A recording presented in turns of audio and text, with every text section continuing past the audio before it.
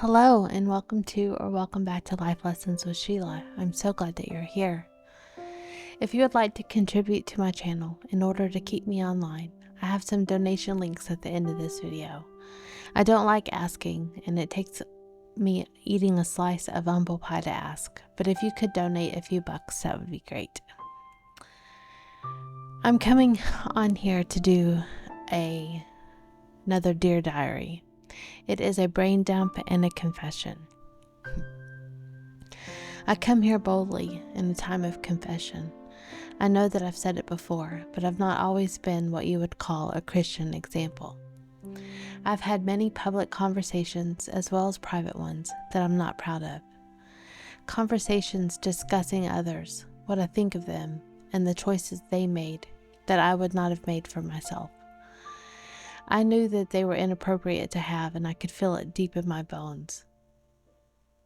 But I still had them. And I don't know why, unless it was out of a deep desire for acceptance. But I never publicly apologized. I obviously am not going to mention their names because this is my video, not theirs. It is my reflection, not theirs. I've hurt people I loved by the words I've spoken. And as a public speaker, a Christian teacher, I cannot go another day without confessing that sin to you. Sure, there are no rules saying you have to do so and so to be considered a Christian, but if we humble ourselves, confess our sins, we shall be forgiven by God, and that is who I need a clean slate with. And yes, there are rules that Christians must follow in order to be saved. The biggest one is knowing that Jesus died on the cross for us, knowing that he died for our sins, these sins that I'm publicly announcing right now. Sins of your father, sins of your mother, sins of your brother and sister.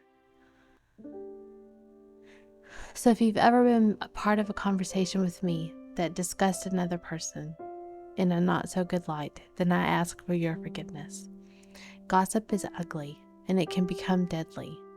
It can separate us from the love of God just as any other sin, such as murder, theft, whatever you think is the worst sin a person could make. I had gotten into the gossip scene about 9 years ago, first at work, and then it spread to my online relationships. I know there will be some who will listen to this and want to look down their nose at me, but I'm going to use one quote from Jesus. Let the one who is sinless cast the first stone.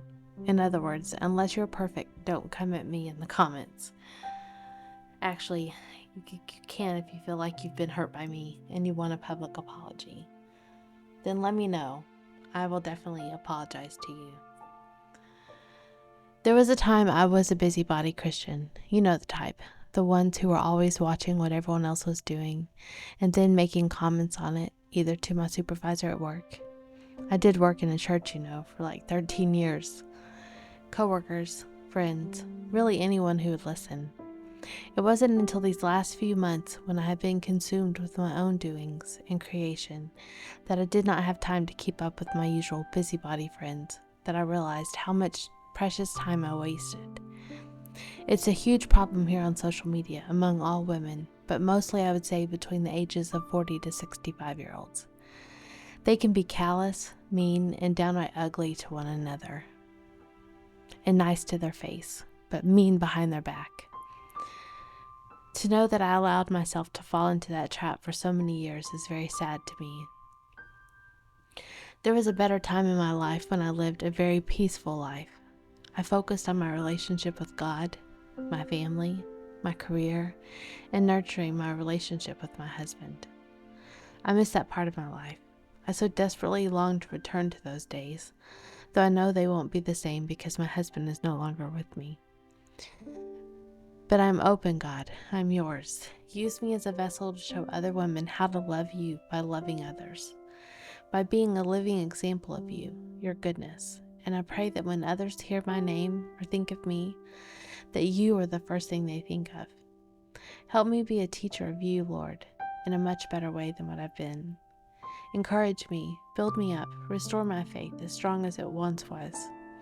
Let me hear clearly from you, Lord. That's all I got for you today. Have a good one. Bye.